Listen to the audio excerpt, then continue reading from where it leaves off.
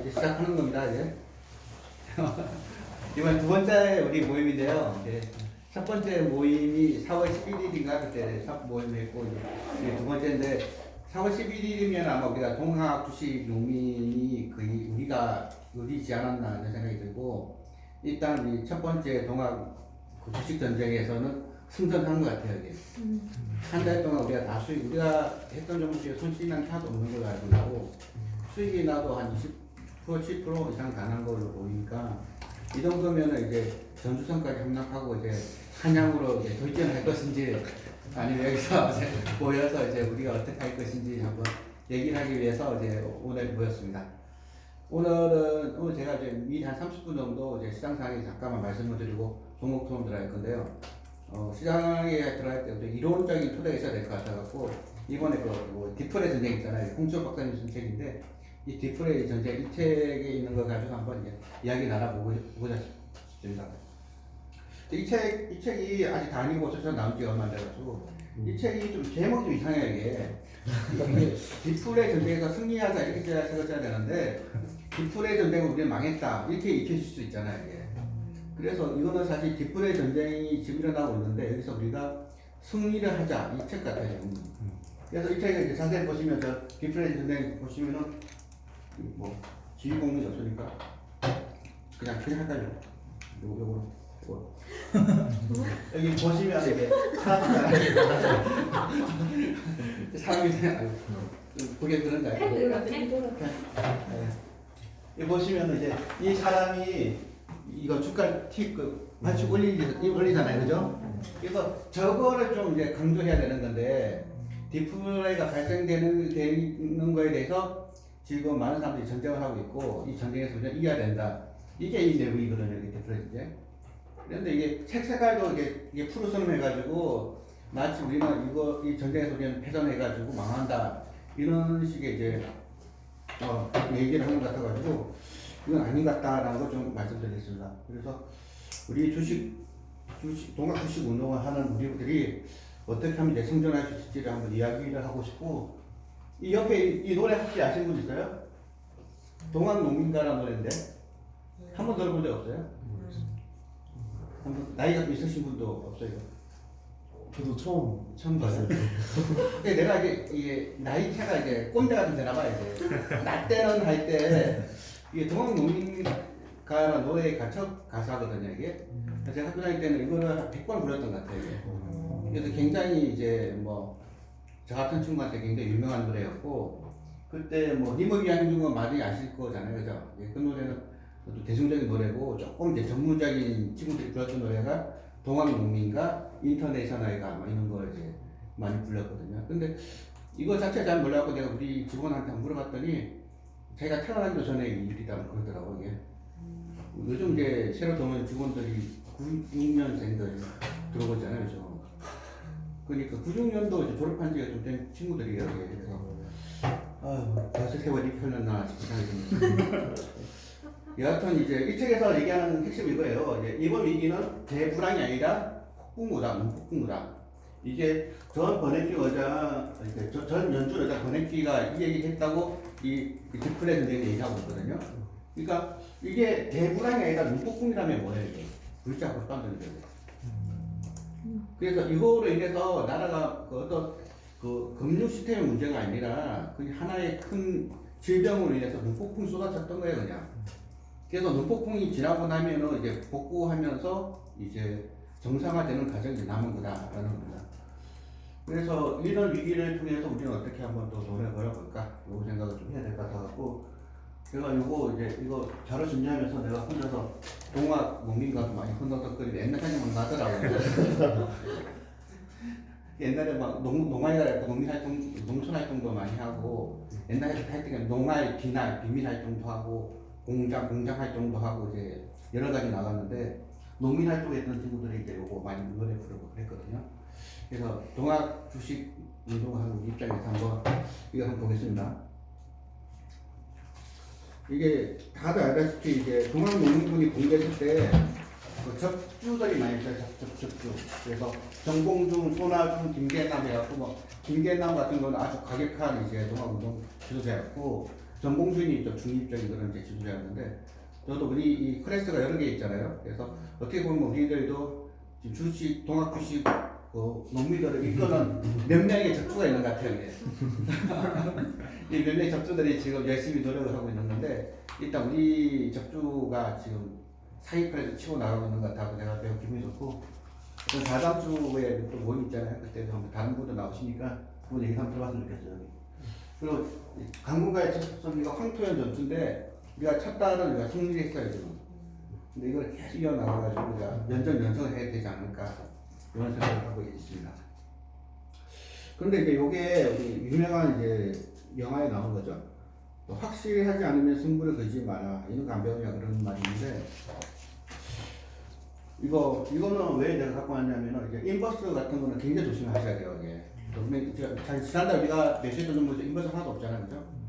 그러니까 시장을 쉽사리 예측하면 안 되는 거예요. 인버스는 좀 매우 그 예외적으로 써야 될 것이지 일반적으로 쓰면 안 되는 건데 제가 1월달에 이런 말인가 내가 인버스 한번 투자했다 그래갖고 그거 보고 많은 분들이 인버스를 투자하신 분들이 계신 것 같은데 이거는 정말 이제 쓰면은 좀 굉장히 위험한 약 같은 거예요. 이게 잘못 쓰면 이제 사망이 일어나는 약 같은 거라서 좀 조심하셔야 되는데 이거 쓸 때는 이렇게 신용장부가 9조 5천원 이상이 됐을 때 제가 이제 이때였거든요.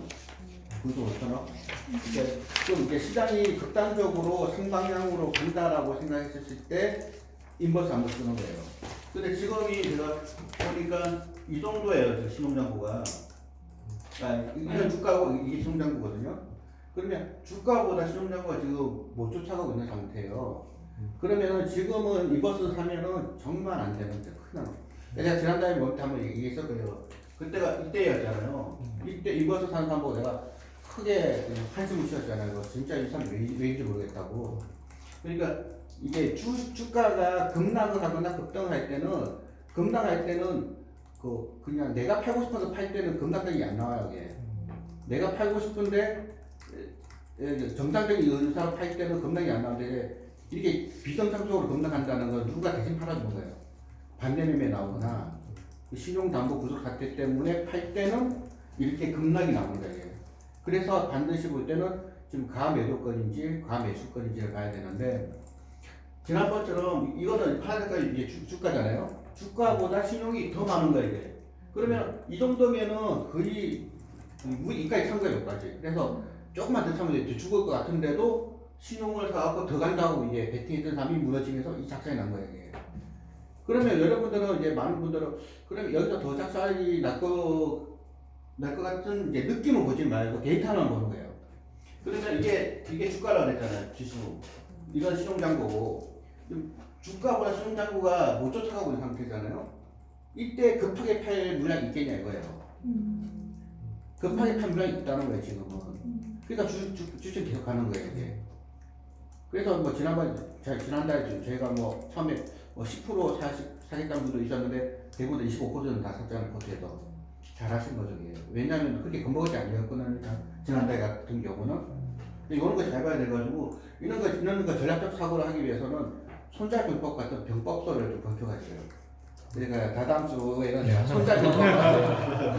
손잘병법 13편이 있는데 그 중에서 1편부터 5편까지 해가지고 그 판세를 보아야 된다. 장수가 전쟁에 나와있으면은 그냥 느낌으로 하면 안 돼요. 그럼 병사 다 죽는 거예요 그냥. 그래서 이런 데이터를 보고 이제 투자를 하셔야 된다. 그리고 이거를 볼 때 지금은 겁먹을 때는 아니라는 거예요. 이게. 그래서 우리가 지난달에 샀던 거에 비해서 20% 이상 수익난 것도 있는데 벌써 겁먹고 그냥 좀 도망쳐야 되나 할 때는 지금 이런 것밖에 안 돼. 지금 도망칠 때가 아니에요 지금. 그런데 이제 많은 분들이 뭘 하고 있냐면 지금 꽃버스라고 그래갖고 2배 하방에 걸고 있어요 지금 사람들은. 그래서 이거 딱 보면은 이게 지수죠. 이게 신용이죠, 그죠? 그럼 여기서 이렇게 빠지려면은 이렇게 빠지면 이게 문제가 돼야 돼요. 이게 신용장부가. 그래서 지금은 신용장부 때문에 급락을 적어도 횡보는 되지만 급락이 나도 어려운 되더라는 거예요.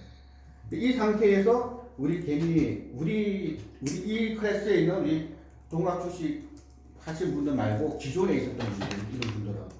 왜냐하면 여러분들은 이제 4월부터 이제 새롭게 시작을 하기 때문에 이제 그 완전히 새로운 마인드로 투자를 하고 있는 거잖아요, 그죠? 그렇기 때문에 여러분들은 이제 이러한 이제 비정상적인 여기 눈바에 한번 보자가지고 위축에 되어 있는 이런 개미들은 옛날에 투자했던 분들이고 우리가 지금 사업을 시작하는 여러분들은 이렇게 인버스 2배짜리 일을 하거나 이러면 큰일 나요 지금은.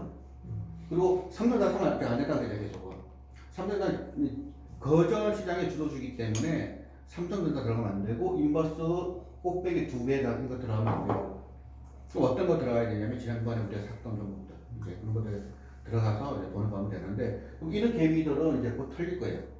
이분들 내가 보면은 지금 인버스가 심판을 받고 있잖아요. 국민의 심판을 받고 이런 친구들이 어디 함부로 그냥 시장을 이렇게 보고 그냥 주식이나 살 걸 누가 이거 인버스 사라고 그랬어요. 그것도 꼭대기 2배짜리를. 그래서 완전 지금 다 좌절하고 있잖아요, 그죠? 인버스가 제대로 한번 이제 들어봐봤어요. 이게 버스는 버스인데 2배짜리 인버스 버스예요. 이게. 한번 제대로 사고가 됐어요. 이런 상태인데 이런 부분도 이제 성격도 이상해져야 돼. 성격도 뭐 지금 뭐 원유 가격 폭락해 뭐 모든 게 안 되고 있는데 왜 주가만 올라가냐고 지금 이제 막 좌절을 하는데 이때 이 인버스는 완전히 지금 이제 완전히 멘탈이 나아가고 있고 이때 현금도 100% 드는 분들이 이상한 분들도 계세요. 그분들은 어떻게 되고 있냐면은 날씨했어요. 아이고 수다 시점 이제 두점 탔다가 벌써 아침이고 다 벌써 다 보고 지금 이제 일 실현하고 뭐 놀러 다니고 그러는데 혼자서 밤새가 기다리다가 잠도 못 자고 이게 뭔 짓이에요, 그죠? 그래서 이제 계획을 갖고 있으면은 안 되고 계산해야 된다는 거예요. 내가 손자병법을 이번에 들고 나온 이유가 손자병법은 계획을 하지 말고 계산해라고 얘기해요. 계산을 계속하는 거예요. 확률적으로 이럴 확률과 저럴 확률이 어떤가. 계획대로 될 것 같으면 뭐 이게 타이탄 사업으로 계획이 있었을 거잖아요. 근데 사업가면 정신 없잖아요. 우리는 계산해야 된다. 계산해가지고 이 정도면은 통계적으로 뭐 될지 안 될지. 그러니까 신용장부 아직까지 많이 바닥 9.5조 정도 돼야지 과열권인데 이제 7조밖에 안 됐는데 이게 지금 뭐 위험한 상태인가? 이는 계산한 거예요. 그래서 이제 보면은 이 친구가 이거 할 때는 이런 걸 좀 보고 있으면 좋겠다는 거예요. 그냥 지금이 도망가야 될지 인버스를 해야 될지 아니면은 그냥 주식으로 갈지. 제가 지난번에 그랬잖아요. V자 반등인지 W자인지는 모르겠지만 A자는 아닐 거라고 했잖아요. A자일 수는 없거든요. 이게. 그래서 우리 투자를 잘했고 그리고 어떤 종목을 사야 될 거냐면은 제가 갖고 있는 종목 하나 소개하려고 그래요. 이게 네이버인데 네이버 같은 경우는 그냥 이거 네이버피 보시면은 쭉 올라가고 있어요. 그냥 추세적으로. 그리고 쇼핑 검색도 쭉 올라가고 있죠. 그 다음에 뭐 스마트 스토어 가맹 뉴스도 그냥 쭉 그 웹툰이 굉장히 잘 되고 있어요. 네이버가 웹툰이. 그러면 제가 늘 얘기했지만 우리는 주가를 쫓아가면 우리 어떻게 된다 그랬어요. 힘만 들고 돈도 못 버는 거예요. 우리는 주가를 갈 게 아니라 주가는 이제 강해지고 우리는 가치를 보고 하는데 그 가치는 매출액이라는 거예요. 매출액만 증가하고 있으면은 주가는 그 매출액에 따라오게 돼 있어요. 그냥. 그런데 이번처럼 이제 3월 급락장처럼 이제 주가가 폭락하면은 이제 주식 투자자, 기존 투자자들은 굉장히 힘들어지고 이로 인해서 이제 투자자가 힘들어져서 자산이 많이 까지면은 나라는 어려워지니까 우리는 뭐 하겠어요? 보고감민, 나라를 평안하게 하고 기존 투자자들을 이제 안정시키기 위해서는 주식을 사야 되는데 이때 살 주식이 이 네이버 같은 거. 이런 것들을 보면은 이미 주가는 이제 폭락하기 이전에 다 뛰고 올라가 버렸어요 이미. 그래서 이제 지금 상이 이런 상황인데 아까 현금 100% 갖고 있던 사람들은 언제 또 급락 나오나 보고 있는데 급락은 안 나올 겁니다. 왜냐면 신용장부가 그렇게 안 돼요. 신용장부가 꽉 차 있어가지고 반대되면 나오지 않으면 버티면 되거든요. 이게. 버티지를 못하기 때문에 급락이 나오는데 지금 버틸 수 있는 자격이 너무 많다는 거예요. 그래서 네이버 같은 주식이고 이제 국민주식 같은 거 사면은 이게 또 조정 받겠죠? 그러니까 오늘 얘기하면은 딱 내일 사는 분이 있어요. 그래갖고 이제 그 다음날 월요일에 딱 사자마자 한 달 버티고 손절만 해요. 한 18만 원 손절매 하거든요. 그러면 그 손절매 받고 올라가는 거예요. 그래서 투자를 할 때 계속 이 주가만 보면 올라가면 더 올라갈 것 같고 떨어지면 더 떨어질 것 같은데 우리는 이제 우리가 얘기하는 거는 올라가면은 이제 떨어질 수도 있다. 빠지면 반전할 거라는 거고 여기서 갖고 가다가 떨어지면은 떨어질 수 있다는 거예요. 그냥 떨어질 수 있는데 한 20일선, 60일선 받고 다시 올라가면 참 되는 거예요. 그런데 최고가에 사버리면은 그런 여유가 없는 거예요. 그러니까 여유 있게 투자를 하자는 우리는. 그 다음에 이제 팟패치라는 이 사이트 우리 여성분 두 분 계셨는데 이용 많이 하시죠? 우리 선생님한테 이용하시는 처음 봐요? 여러분 이제 한 내후년부터 이용하시게 될 거예요. 왜냐면 고가 명품 브랜드 이게 올해 내 돈 많이 버셔가지고 이거 사시면 되는데 이게 보통 가격이 한 800만 원 하는데 이게 저가 브랜드예요 이게. 여기서도 이게 좀 한 3천씩 한다고 하더라고요. 여러분들이 이제 한 내후년 되면은 이런 거 사게 되실 거예요. 근데 명품은 백화점에서만 산다고 생각하지만 사실 이런 온라인 매장에서 사거든요. 그래서 이 회사 같은 경우는 이제 중국에도 많이 판매를 하고 있는데 중국에서 이제 2020년 이제 그 3월 같은 경우에는 이렇게 보시면은 그 앱 다운로드가 220% 뭐 170%씩 늘어나고 있어요. 그러니까 사람들이 그 코로나 마스크 때문에 오프라인에 가지는 못하는 거예요. 그 온라인으로 사고 싶은데 보복도 소비를 하고 싶은데 지금 엄청나게 돈 많은 분들이 많이 계시거든요. 근데 그분들이 이제 백화점도 못 가다 보니까 온라인에서 초고가 명품을 사기 시작한다는 거예요. 이런 것도 이제 코로나19 때문에 오히려 돈을 벌 수 있는 겁니다. 그러다 보니까 이 회사의 이제 매출액 같은 경우 보면은 그냥 뭐 우리나라 1달러당 1,000원을 계산하면은 뭐 2천억, 3천억, 대충 보면 2천억, 4천억, 6천억, 1조 이렇게 그냥 점프를 그냥 쭉쭉쭉 하고 있는 거예요 그냥. 이 회사는 당장은 단기 순이익이 안 나오더라도 매출액만 급증하고 있다면 한번 쿠팡처럼 이제 한번 날아가거든요. 그렇기 때문에 이런 주식은 그냥 볼만하다. 그래서 주가는 지금 그냥 쭉쭉쭉쭉 올라가고 있는데 어제도 이제 급등을 했죠. 어제도 12%나 이제 올랐죠. 어제. 뭐 이런 것도 정보 좀 다 접해버리잖아요. 이미. 그래서 국내든 해외든 이제 매출액이 늘어나고 있는 이 회사를 우리가 찾으면 되지 그 무당 짓하면 안 되는 거예요.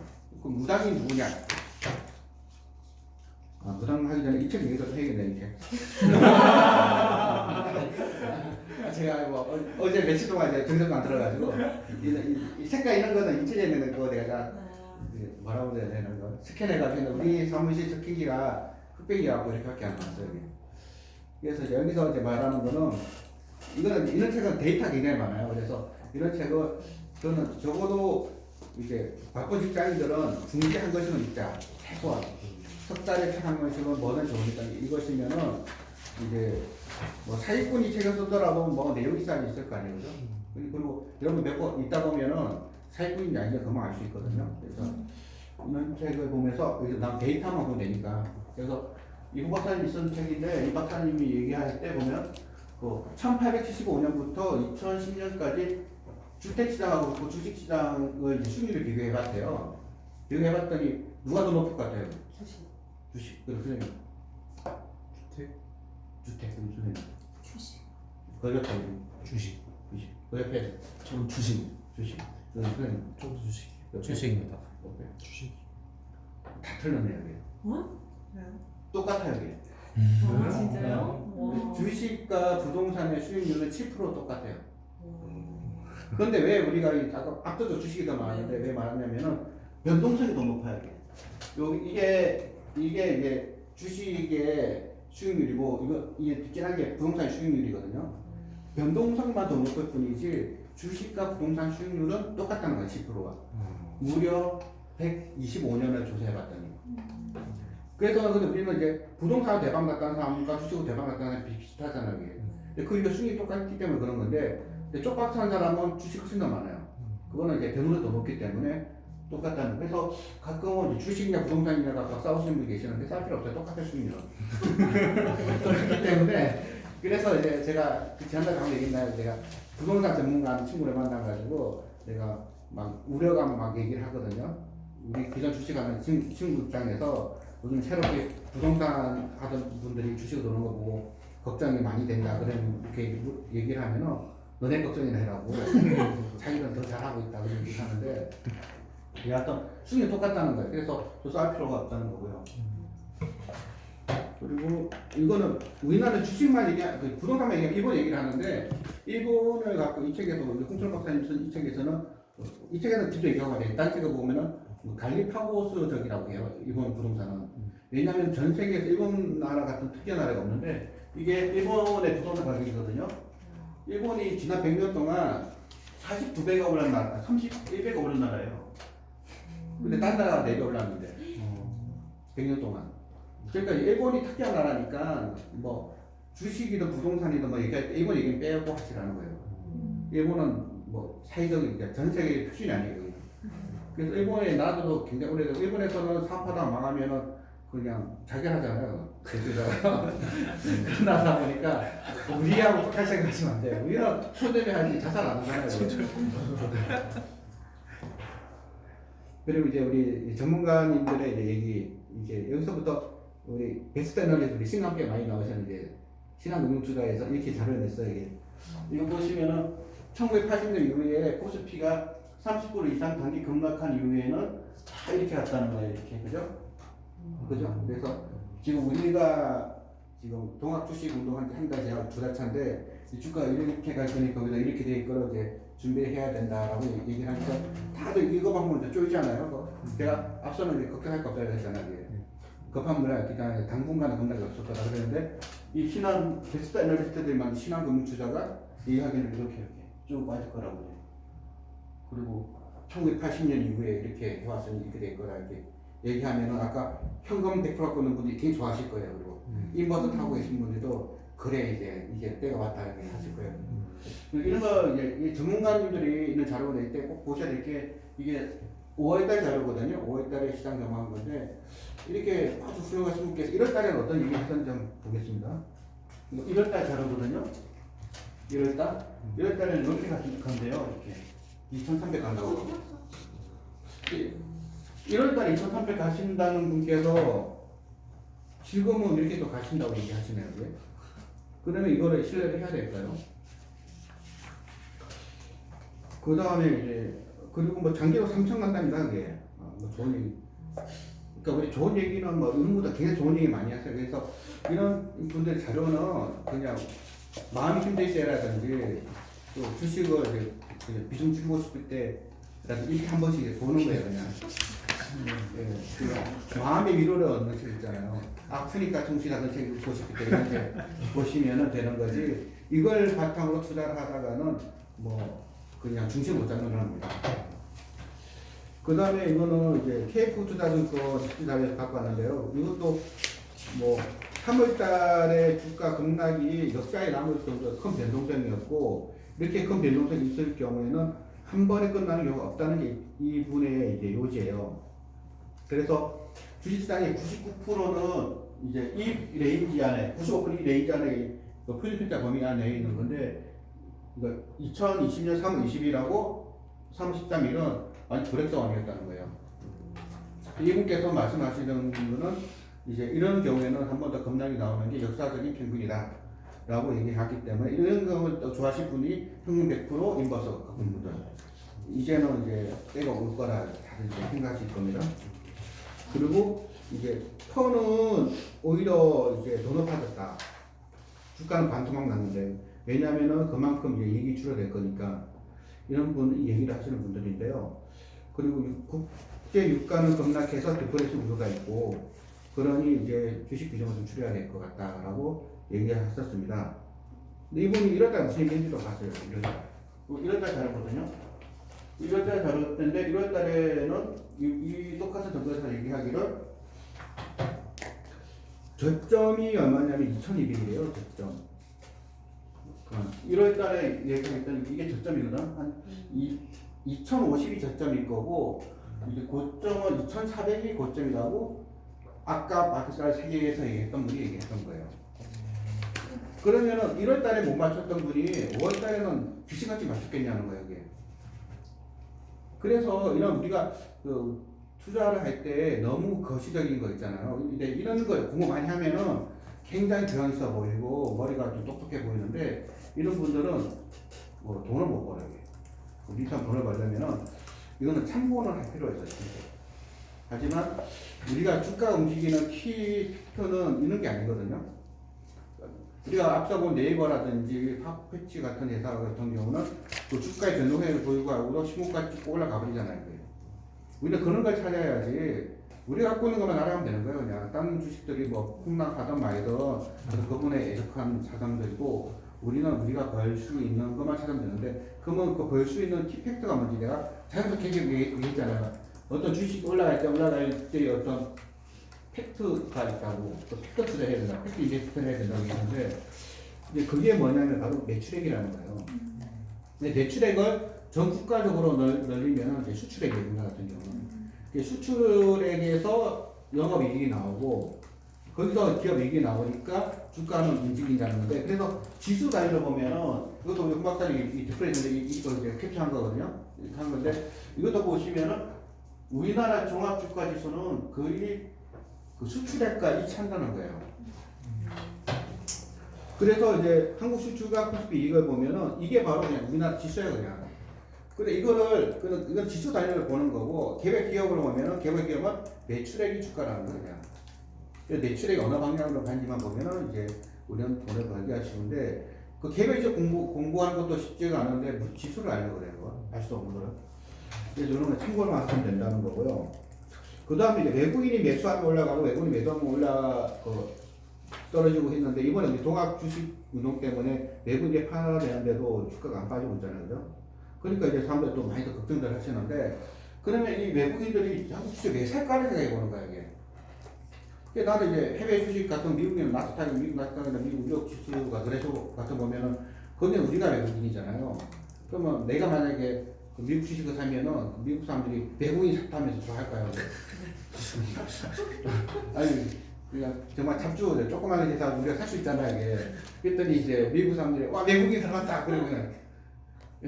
그러니까 우리도 미국 사람 입장에서는 우리가 외국인이라는 거예요. 우리 입장에는 미국인들이 외국인들이고 그 사람들도 결국 사는 거는 이제 투자 매력이라는 거는 수출에 관련되어 있다는 거예요. 그래서 공화선 책을 보면은 투자 매력이라는 건 결국 이익이고 이익은 매출에 나오는 거기 때문에 매출이 늘어날 것 같으면은 주가는 그 사람들은 외국인들은 주식을 사고 매출액이 떨어질 것 같으면 주식을 파는데 그 매출액 수출액이기 때문에 수출액이 감소할 것 같으면 주식은 팔고 수출액이 늘어날 것 같으면 이제 주식은 사는 걸로 보이는데 우리가 이제 채취국가의 채취의 맨 끝단에 있다 보니까 아무래도 우리가 변동성이 더 높은 것 같다 이렇게 얘기하고 있더라고요.